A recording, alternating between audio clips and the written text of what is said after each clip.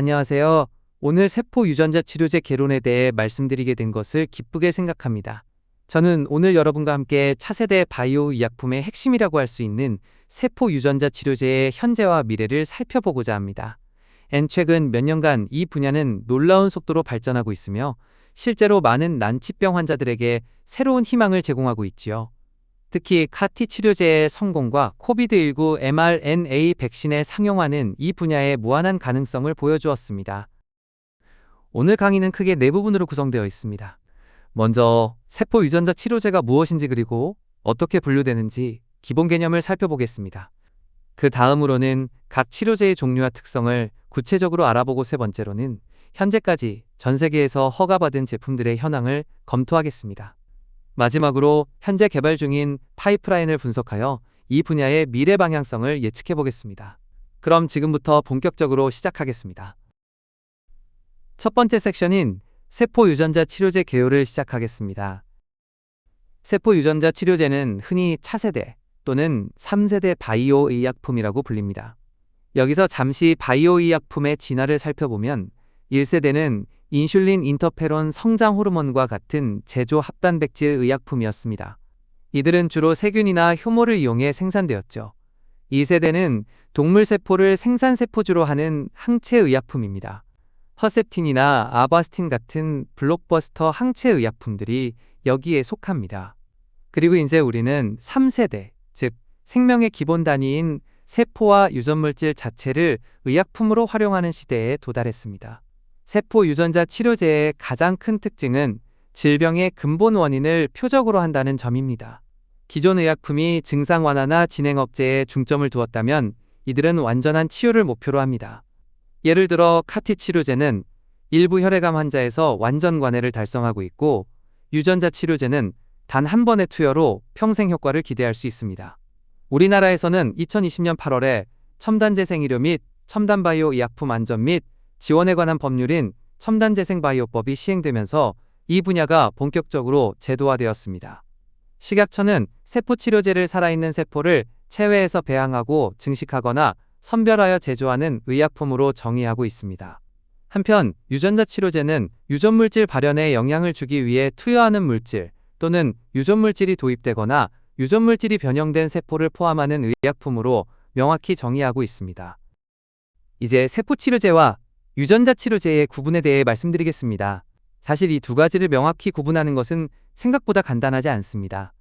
화면의 도표를 보시면 세포 치료제는 유전자 조작 없이 세포 자체를 이용하는 반면에 유전자 치료제는 유전자를 직접 조작하거나 전달합니다. 그런데 실제로는 이 경계가 모호한 경우가 많습니다. 가장 대표적인 예가 카티 세포 치료제입니다. 카티 세포는 환자의 T세포를 채취하여 체외에서 CAR 유전자를 도입한 후 다시 환자에게 주입합니다. T세포를 사용한다는 점에서는 세포 치료제이지만 카라는 외부 유전자를 도입한다는 점에서는 유전자 치료제로도 볼 수 있습니다. 카티는 현재 규제상으로는 유전자 치료제로 분류되고 있지만 일부에서는 유전자 조작 세포 치료제라는 별도 카테고리로 구분하기도 합니다. 화면의 도표를 보시면 세포 유전자 치료제를 구분하는 두 가지 방식인 엑스비보 그리고 인비보 방식의 차이를 알 수 있습니다. 엑스비보는 체외에서 세포나 유전자를 조작한 후 다시 체내로 주입하는 방식입니다. 카티가 대표적이죠. 반면 인비보는 바이러스 벡터 등을 이용해 직접 체내에서 유전자를 전달하는 방식입니다. 아데노 부속 바이러스인 AAV를 이용한 유전자 치료제가 여기에 속합니다. 각 방식은 장단점이 있습니다. 엑스비보는 안전성이 높고 정확한 조작이 가능하지만 비용이 높고 제조가 복잡합니다. 인비보는 상대적으로 간편하고 비용이 낮지만 반면에 면역 반응이나 오프타겟 효과의 위험이 있습니다. 이제 시장 현황을 살펴보겠습니다. 글로벌 세포 유전자 치료제 시장은 폭발적으로 성장하고 있습니다.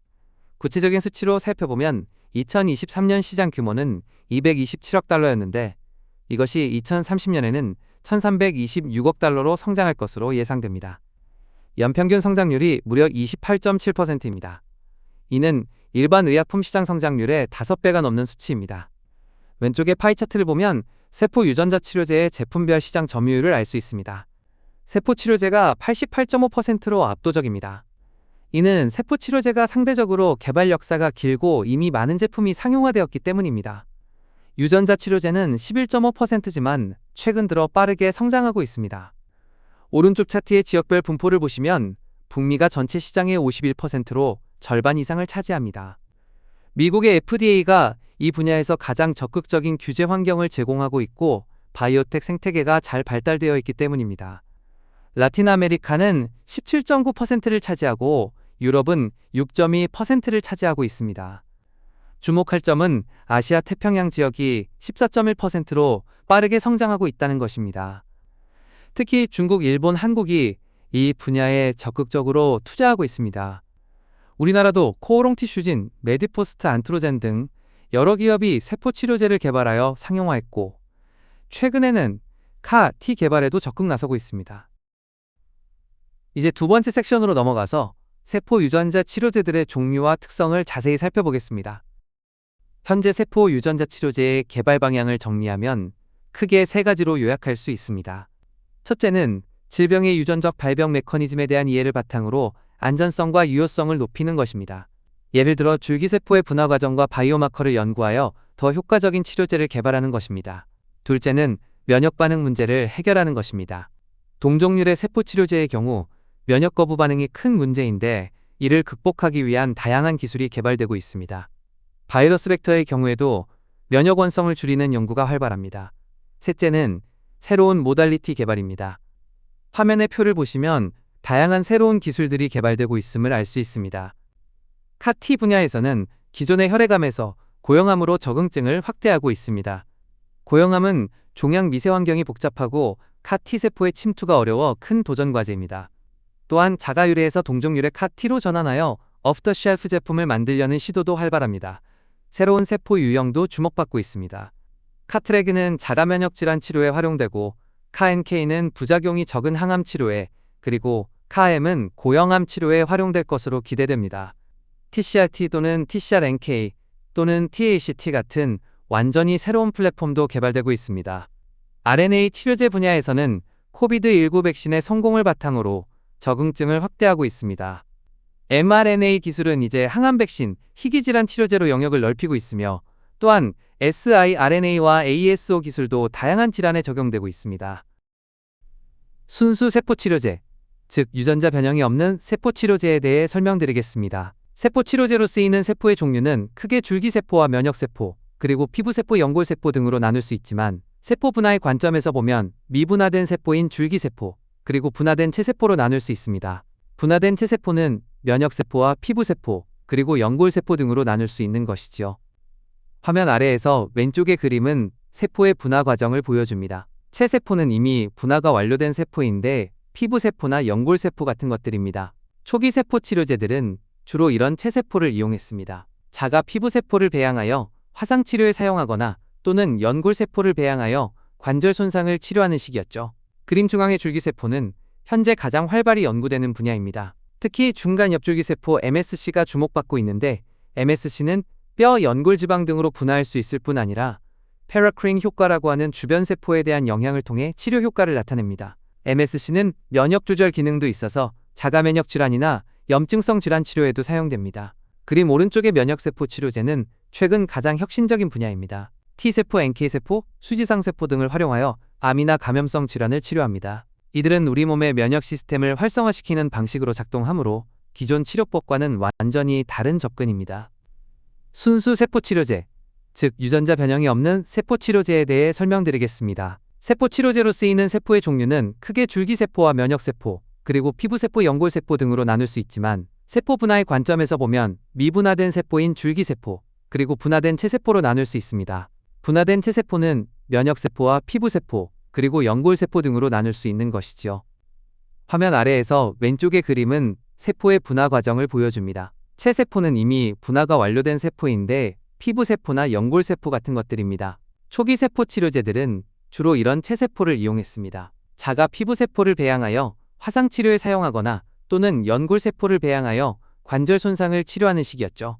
그림 중앙의 줄기세포는 현재 가장 활발히 연구되는 분야입니다. 특히 중간 옆줄기세포 MSC가 주목받고 있는데 MSC는 뼈, 연골지방 등으로 분화할 수 있을 뿐 아니라 페라크링 효과라고 하는 주변 세포에 대한 영향을 통해 치료 효과를 나타냅니다. MSC는 면역 조절 기능도 있어서 자가면역 질환이나 염증성 질환 치료에도 사용됩니다. 그림 오른쪽의 면역세포 치료제는 최근 가장 혁신적인 분야입니다. T세포, NK세포, 수지상세포 등을 활용하여 암이나 감염성 질환을 치료합니다. 이들은 우리 몸의 면역 시스템을 활성화시키는 방식으로 작동하므로 기존 치료법과는 완전히 다른 접근입니다. 유전자 조작 세포 치료제는 세포에 특정 유전자를 도입하여 치료 효능을 극대화한 것입니다. 가장 대표적인 것이 CAR-T 세포 치료제입니다. 오른쪽 그림을 보시면 CAR-T의 작동 원리를 알 수 있습니다. 환자의 T세포를 채취하여 실험실에서 CAR 유전자를 도입합니다. CAR는 암세포 표면의 특정 항원을 인식하는 수용체입니다. 이렇게 만들어진 CAR-T 세포를 다시 환자에게 주입하면 암세포를 찾아 파괴합니다. 하지만 CAR-T에는 심각한 부작용이 있을 수 있습니다. 바로 사이토카인 폭풍입니다. 이는 과도한 면역 반응으로 인해 발생하는데 심한 경우에는 생명을 위협할 수 있습니다. 이를 해결하기 위해 다양한 대안이 개발되고 있습니다. CAR-NK는 NK세포를 사용하여 부작용을 줄였고 CAR-M은 대식세포를 이용하여 고형암 치료를 목표로 합니다. 특히 흥미로운 것은 CAR-T인데 이는 조절 T세포에 CAR을 도입한 것으로 자가면역 질환 치료에 사용될 수 있습니다. 그림 아래의 표를 보시면 각 기술의 차이점을 확인할 수 있습니다. 세포의 기원이나 세포 기반 또는 사이토카인 반응, 그리고 생산 비용 등에서 각각의 세포 치료제는 특유의 장단점을 가지고 있습니다. CAR-T 기술은 계속 진화하고 있습니다. 화면 아래 왼쪽의 그림은 현재 FDA 승인을 받은 6종의 CAR-T 제품의 구조를 보여줍니다. 각 제품의 이름은 킴리아 에스카타, 테카르투스, 브레안지 아벡마, 그리고 카빅티입니다. 오른쪽 그림은 CAR-CAR 분자 구조의 세대별 진화를 보여줍니다. 1세대 CAR는 CD3 신호전달 도메인만 가지고 있어 T세포 활성화가 불충분했습니다. 2세대는 CD28이나 4대시 1BB 같은 코스티뮬러토리 도메인을 하나 추가하여 활성화를 개선했습니다. 현재 상용화된 제품들은 모두 2세대입니다. 3세대는 코스티뮬러토리 도메인을 2개 가지고 있어 더 강력한 활성화가 가능합니다. 4세대는 TRKS라고도 불리는데 사이토카인을 분비하는 기능을 추가하여 종양 미세 환경을 개선할 수 있습니다. 이는 특히 고형암 치료에 유용할 것으로 기대됩니다. 가장 최신인 5세대는 범용형 CAR-T입니다.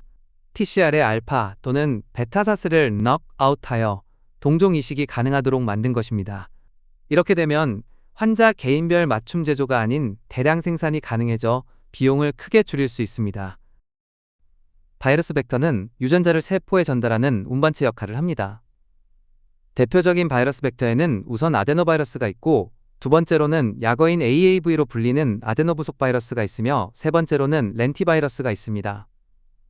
이들 중에서 AAV가 82%로 유전자 벡터 유형 중 압도적인 비중으로 사용됩니다. AAV는 병원성이 없고 면역원성이 낮으며 다양한 조직을 표적화할 수 있다는 장점이 있습니다.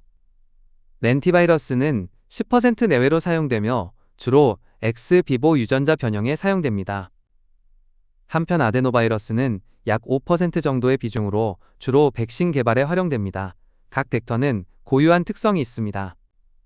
AAV는 안전하지만 DNA 적재 용량이 작다는 단점을 가지고 있습니다. 렌티바이러스는 외부 유전자의 세포 내 유전체 통합으로 인한 안전성 우려가 있습니다. 아데노바이러스의 경우에는 외부 유전자의 높은 발현이 가능하지만 일시적 발현이라는 특징을 보여줍니다. RNA 치료제는 DNA를 직접 변형하지 않는다는 점에서 안전성이 높습니다. 또한 화학적 합성이 가능하여 품질 관리가 용이하고 플랫폼 기술로 신속한 개발이 가능합니다. 그림을 보시면 다양한 RNA 치료제의 작용 메커니즘을 확인할 수 있습니다. mRNA는 세포에 들어가 직접 단백질로 번역되어 부족한 단백질을 보충하거나 항원으로 작용합니다. 코비드19 백신이 대표적이죠.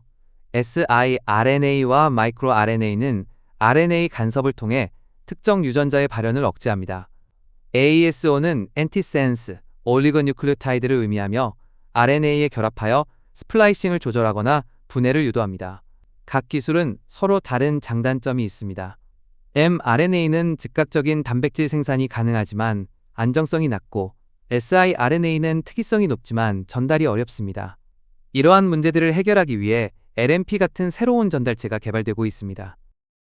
크리스퍼-캐스나인은 유전자 편집의 혁명이라고 할 수 있습니다.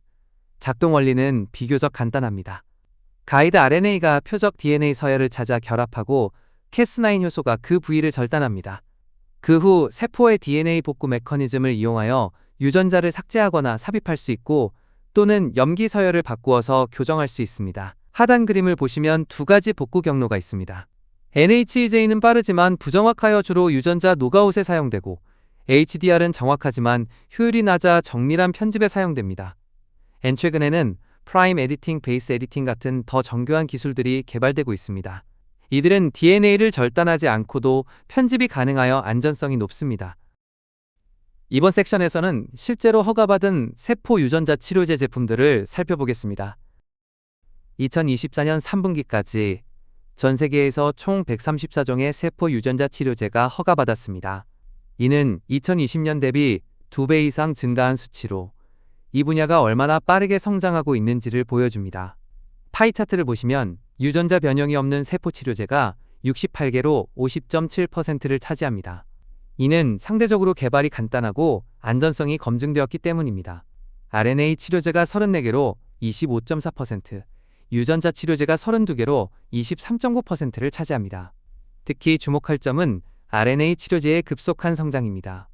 코비드19 팬데믹이 mRNA 기술의 상용화를 앞당겼고 이제는 다양한 질환으로 적응증을 확대하고 있습니다. 유전자 변형이 없는 세포 치료제의 허가 품목을 연도별로 살펴보겠습니다. 2014년부터 시작해서 매년 꾸준히 새로운 제품들이 허가받고 있습니다.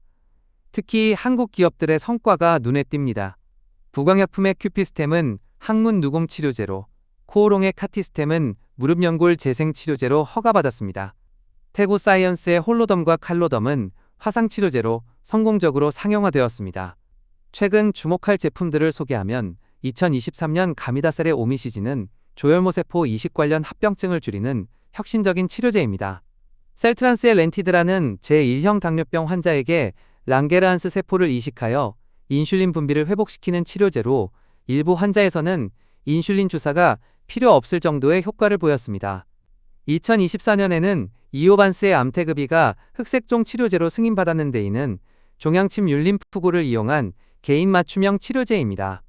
환자의 종양에서 림프구를 추출하여 체외에서 증폭시킨 후 다시 주입하는 방식으로 기존 치료에 실패한 환자들에게도 효과를 보였습니다. 전체적으로 보면 초기에는 주로 재생의학 분야의 제품들이 많았지만 최근에는 면역세포 치료제와 줄기세포 치료제가 주류를 이루고 있습니다.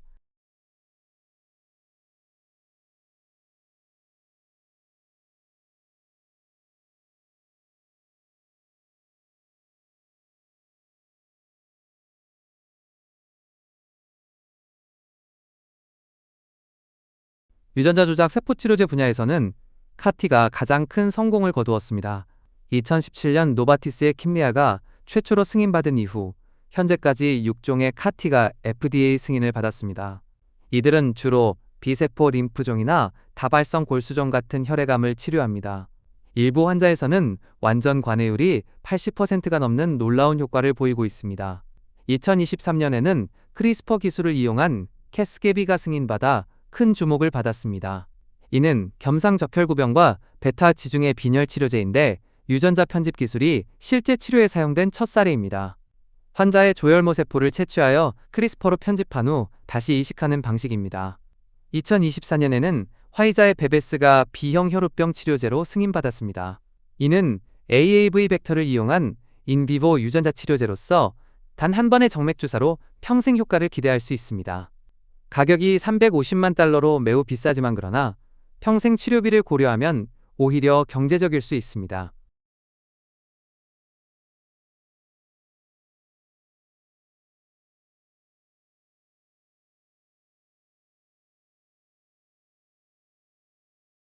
RNA 치료제는 최근 가장 빠르게 성장하는 분야입니다. 알라일람이 이 분야를 선도하고 있습니다. 기바레는 포르피린증, 옥슬러모는 고옥살뇨증, 암부트라는 유전성 ATTR, 아밀로이드증 치료제입니다. 이들은 모두 RNAi 기술을 이용하여 질병 유발 단백질의 생산을 억제합니다. 코비드19 백신은 mRNA 기술의 가능성을 전 세계에 증명했습니다.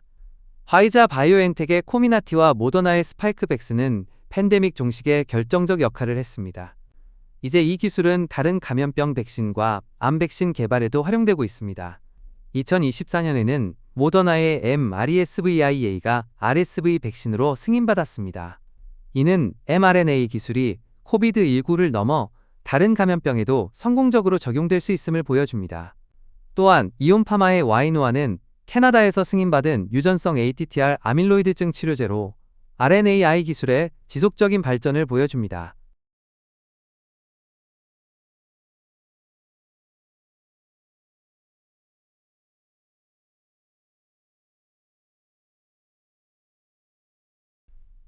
마지막 섹션에서는 현재 개발 중인 세포 유전자 치료제의 파이프라인을 분석하여 미래를 전망해 보겠습니다. 현재 전 세계에서 4,099종의 세포 유전자 치료제가 개발되고 있습니다. 이는 비임상부터 사전 허가 신청 단계까지를 포함한 수치입니다. 왼쪽 아래 파이 차트를 보시면 유전자 치료제가 2,042개로 49%를 차지합니다. 이는 카이티의 성공과 유전자 편집 기술의 발전에 힘입은 것입니다. 순수 세포 치료제는 923개로 22%, RNA 치료제는 1,134개로 29%를 차지합니다. 오른쪽 그래프는 인비보와 엑스비보 방식의 비율을 보여줍니다. 흥미롭게도 엑스비보가 57%로 더 많습니다. 이는 카티 같은 엑스비보 세포 치료제의 성공 경험과 함께 엑스비보 치료제가 안전성과 효능을 더 정밀하게 조절할 수 있다는 장점을 가지고 있기 때문입니다. 하지만 인비보 방식도 43%로 상당한 비중을 차지합니다. AAV를 이용한 유전자 치료제와 mRNA 백신이 대표적입니다. 인비보 방식은 대량 생산이 가능하고 비용이 낮다는 장점이 있어 앞으로도 계속 성장할 것으로 예상됩니다. 유전자 변형이 없는 세포치료제의 파이프라인을 질환별로 분석해 보겠습니다. 가장 많은 타겟은 역시 항암과 희귀질환입니다. 희귀질환이 272종으로 가장 많고 항암이 267종으로 근소한 차이로 2등입니다. 신경계 질환 138종근 골격계 질환 122종이 그 뒤를 잇고 있습니다. 구체적인 적응증을 보면 일반 고형암이 95종으로 가장 많습니다. 이는 아직 특정 암종을 정하지 않은 초기 연구가 많기 때문입니다. 퇴행성 관절염이 41종으로 2등으로 나타나는 데에는 고령화와 함께 수요가 계속 증가하고 있기 때문입니다. 항암과 희귀질환군을 뒤이어서 제1형 당뇨병과 파킨슨병에 대해 개발된 세포 치료제가 각각 37종으로 공동 3등입니다. 이들은 모두 세포 손실이나 기능 저하가 주요 병인인 질환으로 세포 치료제가 근본적인 해결책이 될 수 있습니다. 세포 치료제 개발 파이프라인에 포함되는 희귀질환 중에서는 급성호흡곤란 증후군이 32종으로 가장 많습니다. 코비드19 팬데믹 이후 이 질환에 대한 관심이 높아졌기 때문입니다.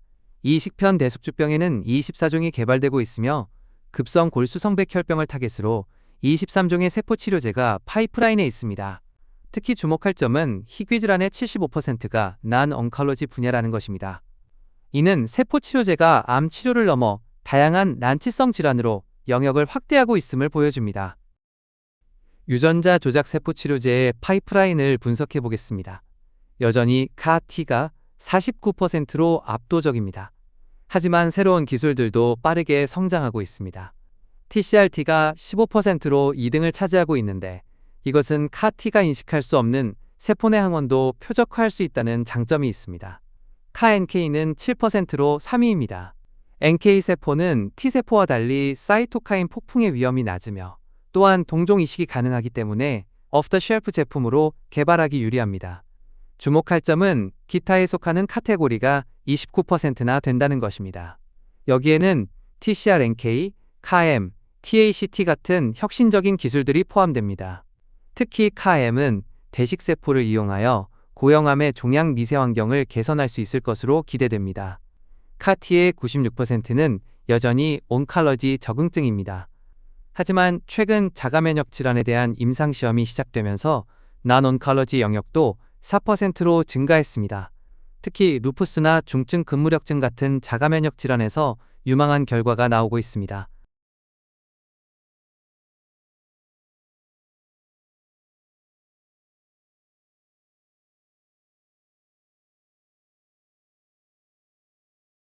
유전자 조작 세포 치료제의 타겟이 되는 항원 분자를 기준하여 분석해보면 CD19가 129종으로 여전히 가장 많습니다. CD19는 B세포 표면에 발현되는 항원으로 B세포 림프종 치료에 효과적입니다.